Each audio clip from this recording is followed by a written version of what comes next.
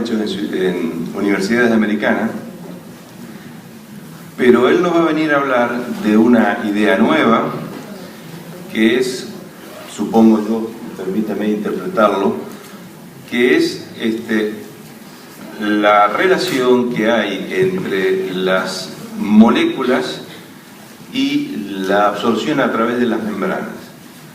Seguramente que es un tema muy actual, muy moderno y que tiene un potencial muy importante. Con ustedes, el doctor Lickwood.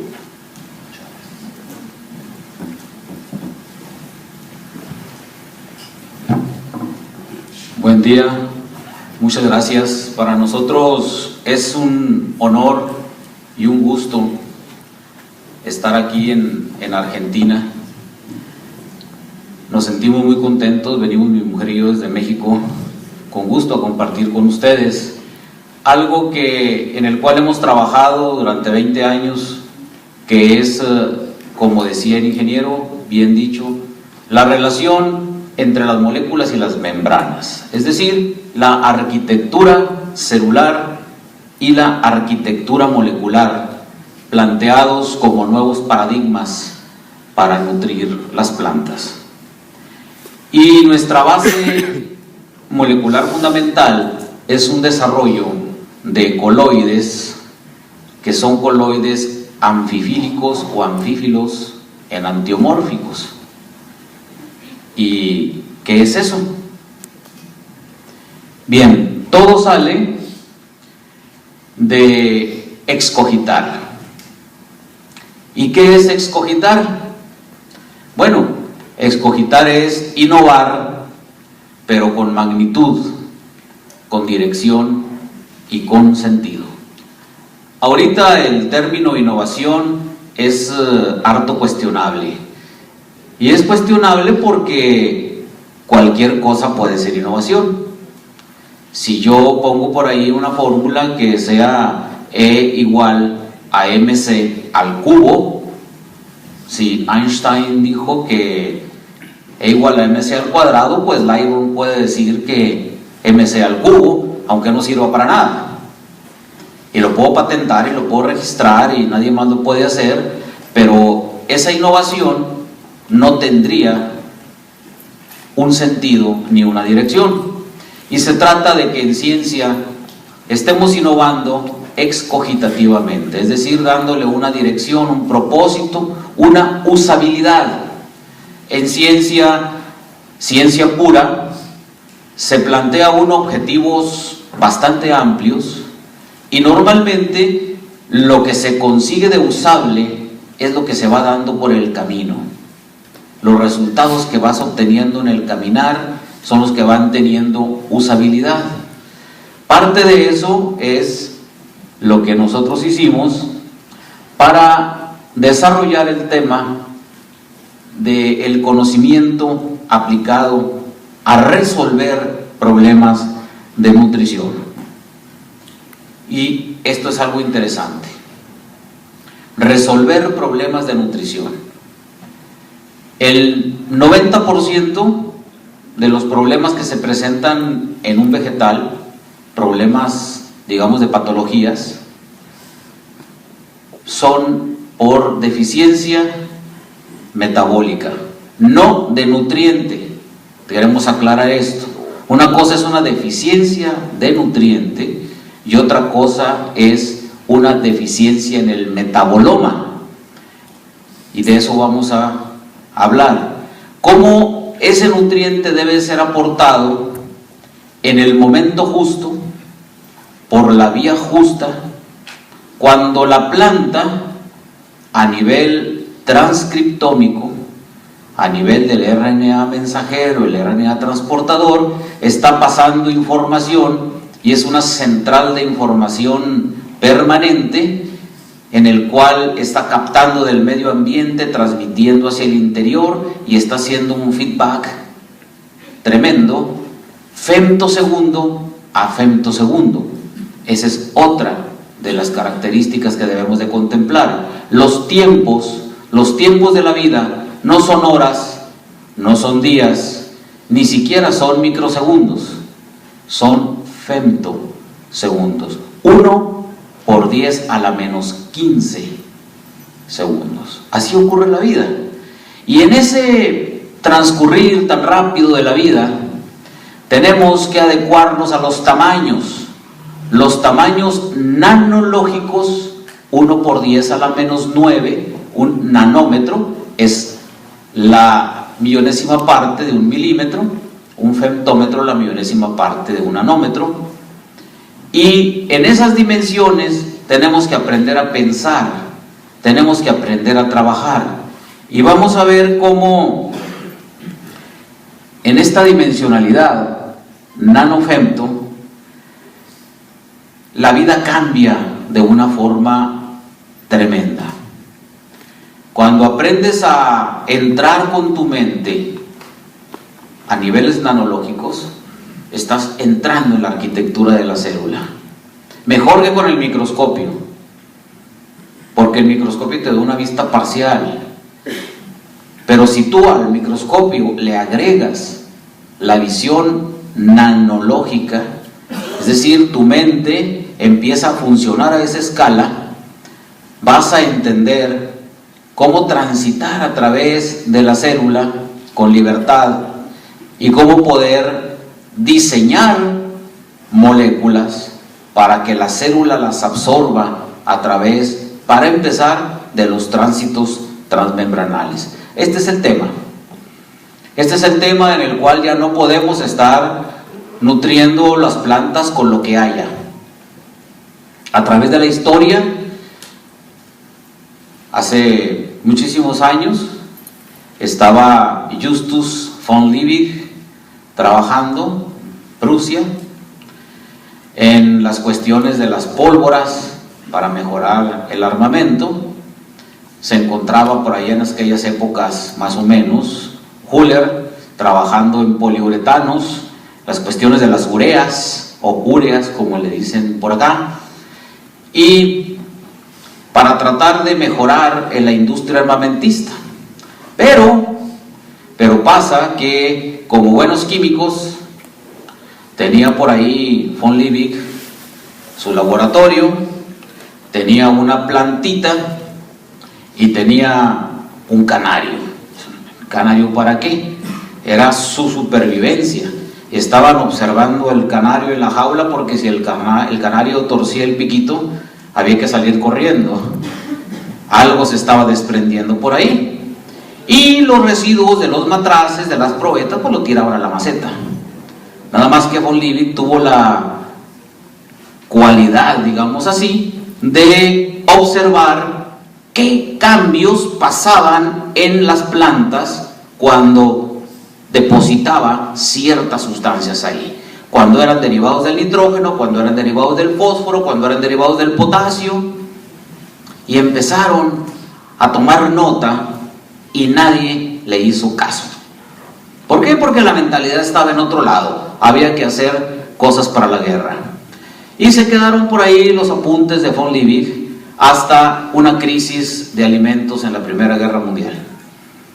Ahí, planteándose ya la Primera Guerra Mundial, empezaron a buscarle la forma en que podían optimizar la producción de alimentos. Antes era muy sencillo, antes eran los abonos naturales, antes no había mucho problema de contaminaciones, ahorita sí.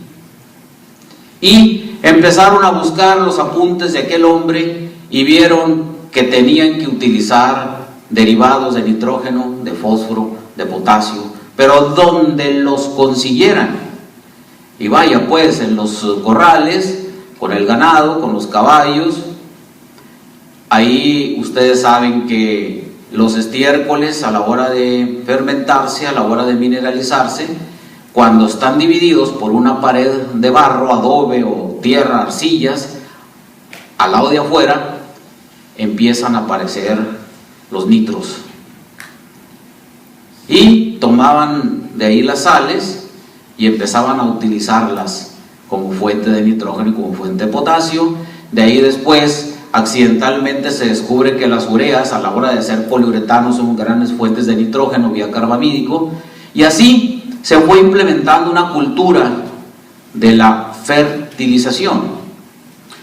Después viene la Segunda Guerra Mundial, empieza la etapa de la industrialización fuerte, las grandes necesidades, y empiezan a buscar las fuentes naturales, minerales de estos nutrientes, y encuentran los grandes fuentes de fósforo, la roca fosfórica, empiezan a hacer procesos, empieza la industria química, y empezamos a sacar esas formulaciones que yo les llamo tipo directorio telefónico. Porque le dices, oye, me pasas, por lo menos en México así ocurre, ¿no? ¿Me pasas la fórmula para levantar los pimientos? Sí, cómo no. Es la 185, 244, 133, 88.1. Estoy inventando, pero por ahí la van sacando. ¿Y cómo la sacaron? ¿Dónde está la razón para dar ese tipo de formulaciones? Pues la razón está en la disponibilidad que había de la materia prima. Después vieron que esas formulaciones tan grandes lo que estaban haciendo era contaminar los suelos, y eso lo saben ustedes bien. Estamos poniéndole demasiados sales al suelo, ese suelo está perdiendo humedad. ¿Por qué? Pues porque la sal es higroscópica, la sal toma agua del medio ambiente, aumenta el potencial mátrico del suelo, que es la capacidad para retener agua, y empieza a desarrollarse una industria paralela, que viene siendo la de la ultrasolubilidad. Bueno, pues hagámoslos más ultrasolubles, y hagámoslos más solubles y solubles, pero resulta que al final esas ultrasolubilidades se dan en el matraz. Si usted toma agua y le pone ahí la sal ultrasoluble, se va a ultradisolver, pero cuando pasa a nivel de la micela del suelo, cuando llega a ese espacio edáfico en el cual estamos hablando ya de micrómetros y más de nanómetros, los espacios se reducen. Y cuando se reducen los espacios, aumentan las superficies que se llaman tribológicas, es decir, de contacto. Y ahí se dan a todo lujo las constantes de equilibrio, las constantes del producto de solubilidad y, lógico, las precipitaciones. Y lo que era ultra soluble en el matraz ya no fue ultra soluble en el suelo.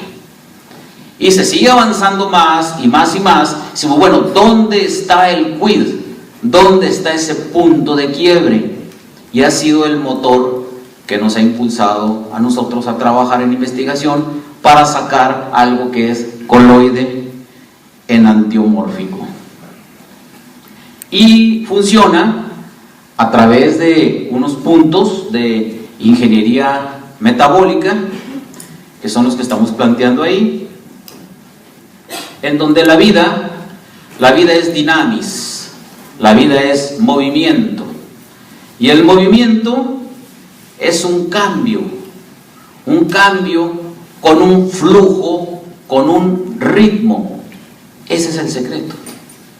La vida cambia, la vida vegetal cambia femtológicamente, 1 por 10 a la menos 15 segundos, a un determinado ritmo, y ese ritmo, con ese flujo, debe de ser armónico con lo que tú estás poniendo para nutrir. Ese es el secreto. ¿Por qué? Porque la planta necesita el nutriente en el momento preciso, no cuando uno se lo imagina, en el momento metabólico preciso, por la vía metabólica adecuada, para entrar en la ruta metabólica perfecta. Vaya, yo lo comparo con estar construyendo una barda. Tienes al albañil allá arriba, tienes al chalán que le llamamos en México, el ayudante, acá abajo, los ladrillos, tienes el cemento.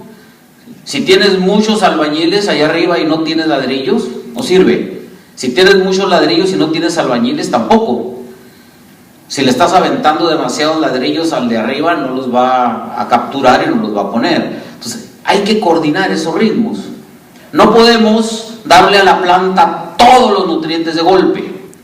Esa es una práctica muy común. Vamos a darle todo al principio porque nos vamos a ahorrar manejo. Y yo les digo allá en mi tierra, les invito a todos a comer al restaurante más caro. Vaya, podría decir yo aquí, les invito a comer al restaurante más caro de Corrientes, siempre y cuando cumplan una condición: que pidan lo que se van a comer en los próximos 30 días al momento de ordenar y que se los traigan. Me dice, pues usted está idiota. ¿Por qué? Porque está pidiendo. ¿Cómo es lógico eso de que voy a pedir lo que me voy a comer en los próximos 30 días y que me lo traigan ahorita? Bueno, es tan ilógico como darle a las plantas todo lo que se van a comer en los próximos 30 días de un solo golpe. Es la misma. Estamos causando bloqueos. Esto es contravenir la dinámica del cambio, el flujo y el ritmo. Y para todo hay que tener una teoría. Vaya, hay que tener una manera de empezar a teorizar, y ese es el estilo europeo. El europeo tiene primero una teoría, la pone en práctica, comete errores, hace los ajustes, regresa a la teoría. El americano no. Acá el American Style, los gringos primero se avientan a hacer algo y luego que se equivocan empiezan a buscar la teoría para ver cómo le podremos hacer para no volvernos a equivocar. Bueno, yo prefiero pensar al estilo europeo y decir, bueno, vamos a buscar una teoría y hacer una cohomología. En este viril deporte del diseño molecular, debemos de tener siempre un lenguaje en el cual podamos expresar de forma precisa, de forma científica e incuestionable los postulados, y ese lenguaje es la lógica formal. Debemos de entrar al lenguaje de las matemáticas, no se asusten, van a ver unas cuantas ecuaciones por ahí, muy sencillas, pero en la lógica formal tú puedes demostrar cómo lógicamente, es decir, plantear una serie de verdades axiomáticas, agarrarlas, tomarlas del medio, esas verdades evidentes, transformarlas y empezar a hacer juegos que te permitan hacer modelos matemáticos. Esta cohomología tendrá que ser homológicamente congruente, es decir, tendrá que ir hacia la realidad. Y esa homología se convierte en homotropía, es decir, ya hablamos de tropos, de lugar específico, ya estamos hablando de precisiones, de movimientos, de entradas, de salidas en un lugar específico, que puede ser la membrana celular, que te da homeomorfismos, es decir, adaptas esos modelos a las morfees, a las formas que van tomando las membranas celulares, y luego empezamos a tener los continuum. Un continuum es un proceso de vida, la vida nunca para, no hay altos en la vida de los vegetales tampoco. Entonces es ir respetando ese continuum para no parar el metabolismo. Nosotros muchas veces con lo que hacemos en manejos paramos el metabolismo de las plantas, las indigestamos, llamaríamosle así, o por exceso, una indigestión, o por carencia del nutriente. Aunque tú le pongas el nutriente a la planta, muchas veces la planta no lo dispone. ¿Por qué? Porque el nutriente está bloqueado. Ahí está bloqueado. Si tu suelo tiene carbonato, si tu suelo tiene sulfato, si tu suelo tiene grandes cantidades de aniones y de sales solubles totales, lo que le pongas ahí se va a bloquear. Yo no quiero saber qué. Ahí se va a bloquear. Entonces se enlata el nutriente. Ya haz de cuenta que estamos todos aquí encerrados y que nos dejan unas latas de comida sin abrelatas. Y la gente que nos dejó las latas piensa que no nos vamos a morir de hambre porque tenemos que comer. Y así es, el productor le pone a la planta los nutrientes pensando que los va a tomar y no los toma por bloqueos, por estorbo del continuum. Otra cosa que nosotros proponemos ahí es la nutrición genomática. ¿Qué es la nutrición genomática? La planta está capacitada en su genoma para ejercer todas las funciones vitales de forma óptima. Así de fácil. En su genoma ahí está escrito todo. ¿Qué pasa cuando no puede expresar esa capacidad genomática? Que se bloquea por condiciones del ambiente. Eso es lo que tenemos que evitar. Y aquí vienen dos principios fundamentales de la bioética. Primero, no hacer daño. Segundo, no estorbar. Lo que tú hagas a las plantas, en primera no le debes de hacer daño, porque se te va a revertir ese daño. Ahorita en mi tierra, allá en el norte de México, tenemos gravísimos problemas por infecciones de nemátodos. ¿Pero por qué? Porque la microecología del suelo fue alterada a través de la aplicación de productos que con fines de sanidad acabaron con el equilibrio. Así de fácil. Estamos en una época en la cual ya debemos de empezar a pensar qué estamos haciendo al ambiente. Esto es algo drástico. Es algo drástico de veras. No es ya propaganda de partidos ecologistas ni de comerciales de televisión. Es algo drástico. Estamos viendo cómo ya a través de las capas de ozono se están filtrando rayos ultravioleta. No nada más el UVA, sino el B, el C y empieza a aparecer el D. En el hemisferio norte tenemos ya ese grave problema. Hay unos árboles de la región donde yo vengo, es una Euglandaceae, Caria illinoensis, nogal pecanero, ¿sí? Y ya tenemos 4 años observando cambios en el follaje, cambios en las brotaciones, cambios en los tiempos de consolidación de almendra. ¿Y a qué se debe? Haces los análisis y ves que todo está aparentemente bien. Son fallas en el metabolismo. Estamos hablando también de que en agricultura protegida, en hortaliza agricultura protegida, en solanáceas y en cucurbitáceas que estamos manejando también, hay graves problemas de fotosíntesis. Entonces ya tenemos que estar pensando en cómo nos vamos adaptando con los plásticos, con las mallas sombras, en campo abierto. ¿Qué tenemos que hacer para no hacer daño y para no estorbar? Una cosa importante es la difusión molecular. Es decir, cómo vamos a poner nosotros moléculas que difundan ampliamente a través de membrana, a través de las morfologías temporales de la membrana. Si la membrana celular late, está como cuando dicen los argentinos del Boca Juniors, ¿verdad? ¿Sí? Que el estadio del Boca, dicen, no vibra, late. Bueno, pues así son las membranas, ¿sí? Están ondeando, y esos movimientos ondulatorios de la membrana celular, llamados solitones, cuando tú interpretas un movimiento ondulatorio, es un solitón, una onda única, la estudias y ves cómo los nutrientes, cuando la onda hace una inversión hacia valle, que se le llama, el nutriente se tiene que acercar. Cuando la onda hace una expansión hacia cresta, el nutriente se aleja.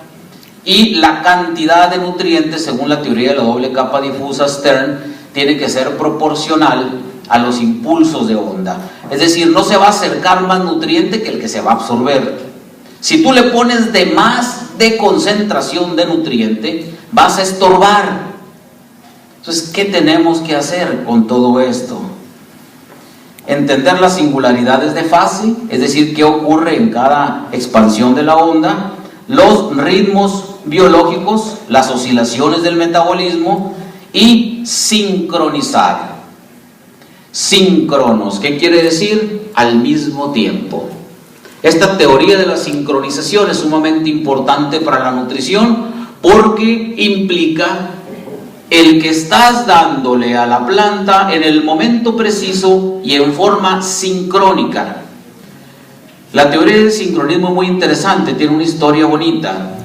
Dicen que antes los barcos se perdían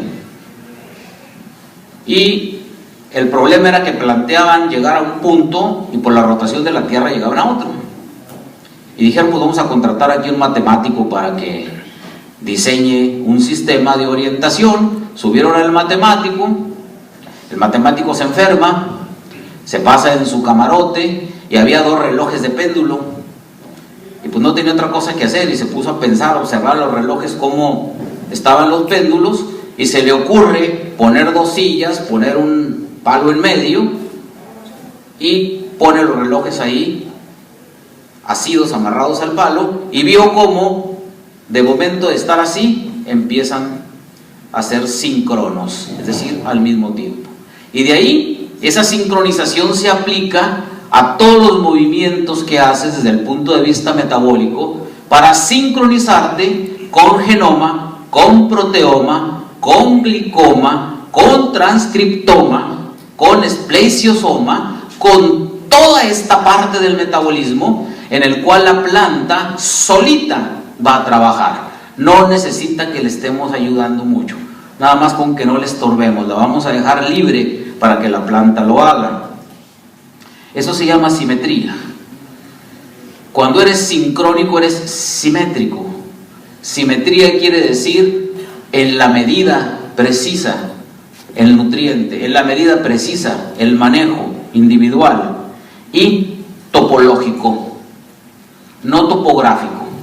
Antes el manejo, sobre todo en campo abierto, era topográfico. Ahorita es topológico. ¿Qué es topológico? Bueno, la topología es la parte de la matemática que habla del cambio de las formas. Por ejemplo, topográficamente este papel es un rectángulo, pero topológicamente sigue siendo lo mismo. ¿Por qué? Porque la cantidad de materia no cambió, simplemente la doblé. Y no es lo mismo que este papel entre por este canal iónico a que se haga esto. ¿Sí? Esa es parte del diseño molecular, de topografía, topología. Y todo esto funciona no en una lógica lineal, sino en una perspectiva circular. Es decir, no hay linealidad. Aquí la regla de 3 no vale. Si 5 manzanas me cuestan 10 pesos, 20 manzanas, ¿cuánto me costarán? Si con 3 kilos de fertilizante levanto 2 toneladas, con 6 levantaré el doble. Pues no es una lógica lineal. Aquí la pregunta fundamental es: ¿sabes lo que se está comiendo tu hijo? ¿Te has preguntado eso? Yo creo que este es el motor de la nutrición moderna. Ya no podemos estar llevando a la mesa cualquier cosa. Debemos de exigir trazabilidad, sobre todo para la alta exportación. Nosotros tenemos personas en Sinaloa, México, exportadores hacia Europa, Estados Unidos y Japón, y les exigen dentro de los códigos de barras llevar la famosa trazabilidad. Y ahí va de qué lote es el pimiento que se está exportando, o el pepino, de qué malla, de qué válvula, de qué capilla y de qué nutrientes y de qué empresas han sido producidos esos nutrientes. Y luego te registran y van y te revisan para tus materias primas. Bueno, tú sí aplicaste tal y cual producto, pero ¿de dónde y cómo lo hiciste? ¿Tienes registros? Y tienes que dar toda esa trazabilidad. Ya no es posible estar aplicando cualquier cosa, cualquier novedad o cualquier agua mágica que llegue por ahí, porque nadie vende pan frío. Todo el mundo trae lo mejor de lo mejor todo el tiempo, pero eso no es cierto. Debes de asegurarte, dar trazabilidad a eso, porque ya no nos podemos estar intoxicando. La famosa agricultura orgánica de residuos de estiércoles, por lo menos en mi país, no funciona. Y no funciona por una sencilla razón: porque las vacas que están en los establos hormoneadas para que no aborten y abortan por excesos de nitratos, hágame favor cómo está el ciclo. Mire, te voy a explicar rápido. Ponen excesos de nitratos y ureas para el pasto, para la pastura, las alfalfas y demás. ¿Por qué? Porque eso es barato, ¿no? Y luego se las dan a las vacas. las vacas incorporan esas ureas y los nitratos y empiezan a abortar. Entonces los veterinarios les dan para que no las inyectan, para que no aborten. Y todo eso se va en el estiércol y regresa al campo. Y peor tantito cuando tú lo pones en hortalizas. Estás traslocando. Hemos visto y lo hemos medido precisamente cómo los ciclopentanos, peridros, fenantrenos, núcleos esteroidales, vaya pues, en cristiano, son traslocables y se fijan a nivel parénquima, colénquima y esclerénquima y pueden ingresar al cuerpo humano y causar problemas ahí. Y se hace un ciclo muy peligroso. Ya no podemos estar así de plano. Tenemos que resolver el problema. Y resulta que parte de la solución está en que hagamos modelos termodinámicos. Darle a la planta la nutrición en función del trabajo ejercido por la planta, no en función de la chequera del productor. Administrar por la chequera no es bueno. Dar lo más barato no es lo mejor. Y lo mejor no tiene que ser lo más caro, tampoco. El chiste es aquí, el cuide está en que debemos de darle a las plantas el nutriente en la forma precisa y empezar por estudiar los fenómenos termodinámicos que tiene la planta, y más en cobertera, más en agricultura protegida, donde estamos todavía más capacitados para eso, y aplicar simplemente la primera ley de la termodinámica: E igual a Q menos W. La energía total del sistema, el cambio en la energía del sistema, es igual al calor que tú le pones menos el trabajo ejercido por la planta.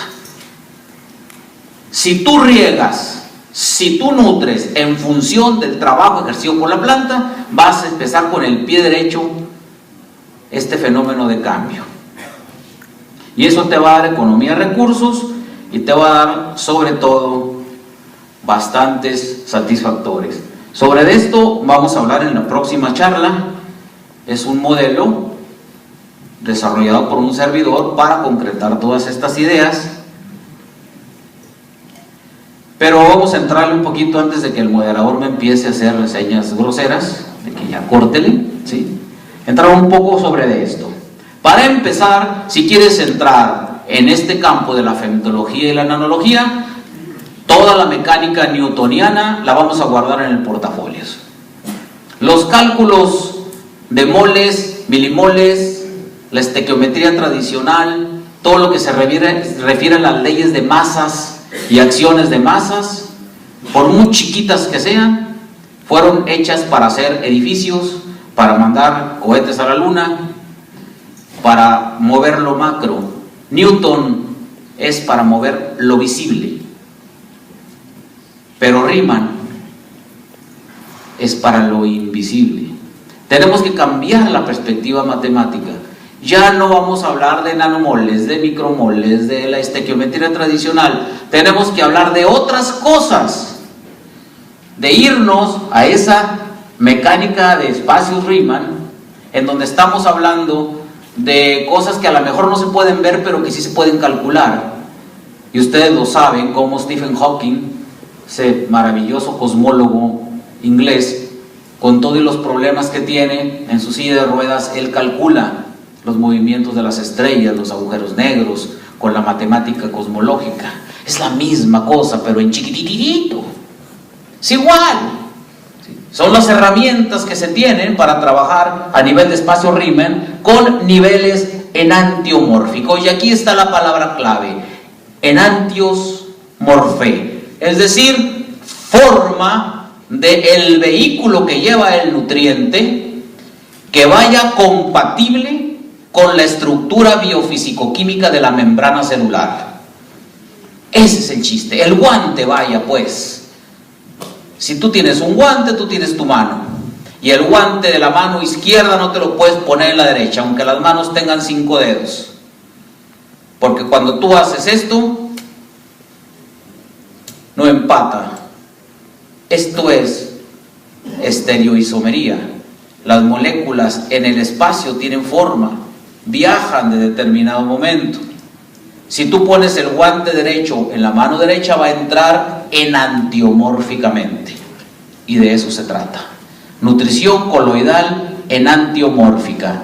¿Coloidal por qué? Y cuando yo les pregunto cuántos estados de la materia conocen, dirán sólido, líquido y gaseoso, y son otros dos más, coloide y plasma. El plasma también es un estado de la materia. Si no, revisen los libros de biología, capítulo 1.1.11, en donde dice: la célula está formada por una membrana, un núcleo y un ¿qué? ¿Un qué? ¿Cito qué? Plasma. El coloidal es el estado que engloba todos esos estados y es el estado de la vida. La vida es coloidal. Y aparte, que ya tenemos los espacios Riemann, que es la matemática precisa para ello, los niveles enantiomórficos, las distribuciones energéticas.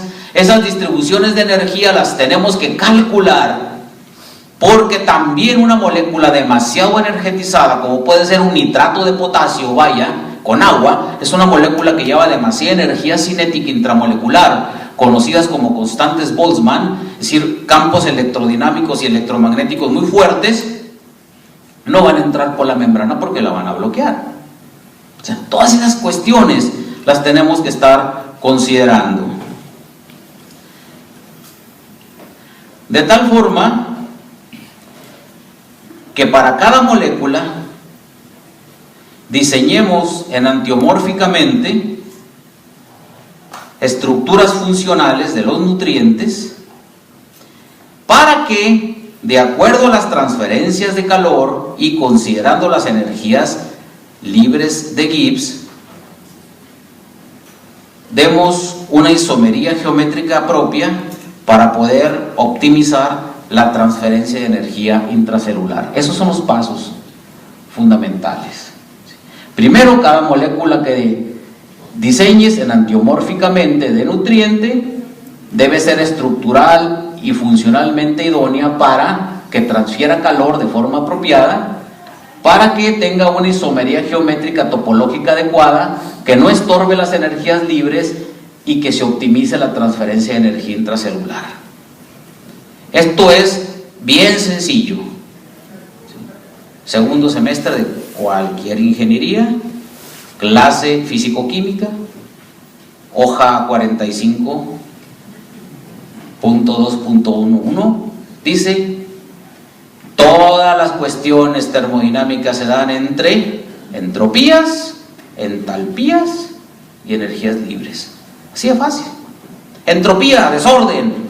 Sí, pero ese desorden tiene que irse ordenando paulatinamente. Entonces vas perdiendo energía y te vas ordenando y va aumentando tu capacidad entálpica. Y ahí hay transferencias de calor en esa capacidad entálpica. Y lo que te queda libre se llama energía libre de Gibbs, que es la que te va a dar la movilidad intramolecular. Y ahí puedes calcular eso. Se puede y se debe de calcular. Hay metodologías para hacerlo. Si tú diseñas de acuerdo a la estructura de la membrana celular, vas a tener diseño de moléculas específicas y vas a hacer un salto cuántico versus la alimentación tradicional. Vas a empezar a crear un nuevo paradigma, donde los nutrientes van a estar disponibles para su asimilación y donde la enantiomorfía va a determinar si penetra o no penetra a la célula ese nutriente. Y aquí es en donde entra la arquitectura nanofemto, donde a partir de los estudios topológicos puedes llegar hasta modelos con resultados bien cuantificables, bien proyectables y reflejados en economía. Y aquí está la parte dura del asunto.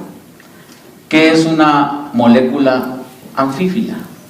Una molécula anfífila es un coloide, y nosotros habíamos definido los coloides como los que absorben agua y los que repelen agua, los hidrófobos y los hidrófilos. Hidrófilo absorbe agua, hidrófobo repele agua.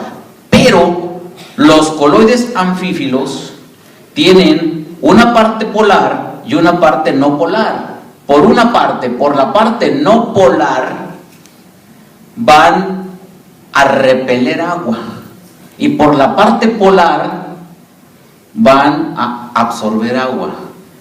Es una maquinita que absorbe y repele agua. Primera gran característica. ¿Por qué? Porque si tú ese coloide lo rellenas de nutriente y lo pones a disposición de una membrana a 2-3 nanómetros de distancia, empezarás a tener automáticamente intercambio ad intio, decimos, es decir, hacia el interior de la célula, sin bloqueos. Esta es la parte interesante. Y esto forma micelas, forma agregados coloidales. Agregados coloidales con propiedades bien definidas y con procesos de agregación start, stop, start. Es decir, empieza, se agrega, se para y se agrega. Y esto es bien importante. ¿Por qué? Porque los coloides no se disuelven, se expanden. Si tú tienes 10 mililitros de agua y le pones 1 gramo de cualquier sal, tienes una concentración. Le agregas más agua, baja la concentración. Le agregas más agua, baja la concentración. Diluyes. Si tú tienes 10 mililitros de agua y pones 1 gramo de coloide, tienes una concentración. Y le agregas el doble de agua y tienes la misma concentración. Y le vuelves a agregar más agua y tienes la misma concentración. ¿Por qué? Porque el coloide expande 2 billones de veces su peso molecular. Y estamos hablando de coloides de tipo C80, H33, K20, N5 o 41. Ahí nomás súmenle toda la cantidad de agua que podemos nosotros procesar ahí cerca de la célula. ¿Por qué? Bueno, porque dependemos solamente de las temperaturas Kraft, es decir, la temperatura en la cual la solubilidad del surfactante iguala a la concentración micelar crítica, y esta es característica para cada surfactante. Esto es lo que nos está dando los volúmenes de expansión, en los cuales ese volumen partido por la longitud de la cadena hidrocarbonada y por el área del grupo cabeza nos viene dando el índice bajo el cual podemos diseñar específicamente el coloide. Y podemos tener formas tan variadas como esa. Estamos hablando de coloides esféricos con 0.33 de NS, cilindros infinitos, bicapas planares, todos ellos con una medida específica. Se conoce la curvatura principal y se conocen las curvaturas perpendiculares. Y esto nos permite hacer la arquitectura molecular. Y si tú mides por microscopía de fuerza atómica y otras 6 o 7 maneras que hay de hacerlo, los espacios intramoleculares de la membrana, de las capas fosfolipídicas, de cada especie, son por especie. Las solanáceas tienen un tipo, las cucurbitáceas tienen otro tipo de medida. Tú puedes diseñar un coloide específico enantiomórficamente. De eso se trata. Y aquí te hago una comparación de la fisicoquímica coloidal versus la tradicional. Esta es la tradicional. Tú tienes una cierta concentración A, lo pones en el disolvente y puedes llegar a la completa miscibilidad. Pero también pueden ser aumentos o disminuciones del disolvente o del soluto, y donde llegas a una miscibilidad parcial o a la completa inmiscibilidad. El problema en la realidad es que a la hora en que tú pones el nutriente en el suelo, ya en contacto con la raíz, llegas a este punto. Por muy ultrasoluble que sea tu sal, será ultrasoluble acá arriba, en el vasito. Cuando llegas al suelo ya no es ultrasoluble, ya los espacios intramicelares son demasiado pequeños, la tribología te dice que la superficie de contacto es máxima, hay fenómenos de precipitación. Aquí tienes una entropía de solución mixta y solución regular en forma coloidal. Tienes un coloide, tienes una agua y tienes un fenómeno de integración. Aquí vemos que las fracciones molares, estamos hablando ya de espacios omega, son factorialmente integrativas. ¿Qué quiere decir eso? Un factorial es, por ejemplo, 5 factorial es 1 por 2 por 3 por 4 por 5. 6 factorial, 1 por 2 por 3 por 4 por 5 por 6. ¿Qué quiere decir cuando tú pones un factorial en una ecuación termodinámica de este tipo? Quiere decir que jamás vas a tener un fenómeno de precipitación. ¿Por qué? Porque estás agregando coloides, estás agregando agua, estás agregando nutriente y vamos a expander, expander, expander. De tal forma que las fracciones molares se convierten en fenómenos de difusión mutua, donde los cambios entálpicos son iguales a los cambios en la energía interna. Y esto, damas y caballeros, es la clave de toda la nutrición enantiomórfica coloidal.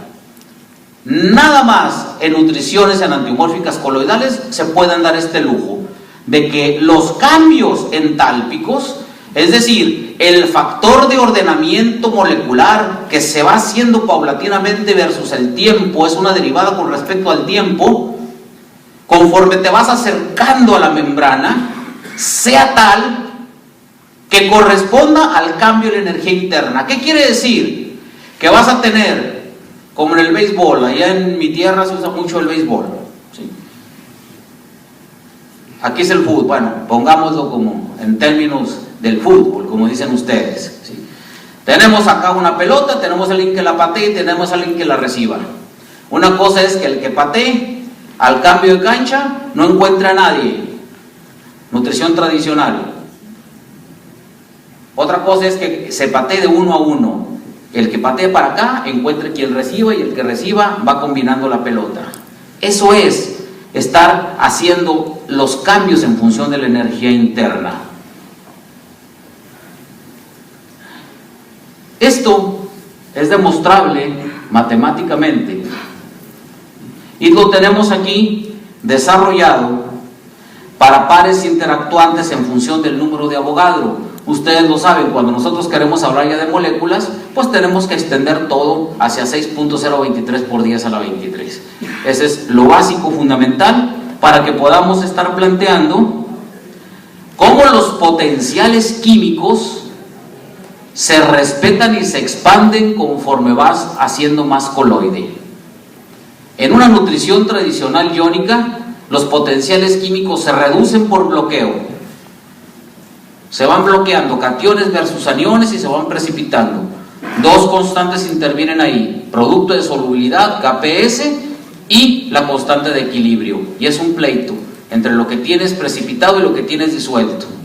Esto funciona muy bien en la química analítica porque lo que nos interesa es precipitar cosas para analizarlas. Pero en la nutrición lo que nos interesa es mantener en solución. Y los potenciales químicos aquí se están manejando de forma distinta. Expresamos los potenciales químicos en función de potenciales osmóticos. Otra gran ventaja del aspecto coloidal. ¿Qué quiere decir eso? Cuando tú pones el nutriente en el suelo, el potencial osmótico está tratando de aproximar ese nutriente versus el potencial mátrico. Bueno, cuando estoy con una mesita enfrente, normalmente a la persona que se encuentra ahí donde está Paco, ¿verdad?, le pongo una galleta. Y pongo una galleta ahí enfrente del doctor Paco y le digo: Paco, aproxímate la galleta sin meter las manos absorbidas. Así. ¿Cuándo? Bueno, pues así está la planta, tratando de que el potencial osmótico hacer un déficit de presión difusiva contra el potencial mátrico. Y si tú le pones sal, el potencial mátrico se incrementa exponencialmente.